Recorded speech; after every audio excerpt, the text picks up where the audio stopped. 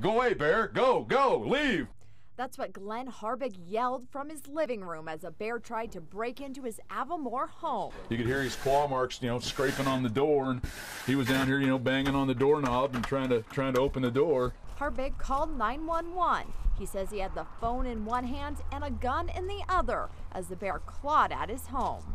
When you're, like 3 feet away from a bear that's, got his claws out and his mouth open, licking the window and, trying to break the glass in, it's a little scary.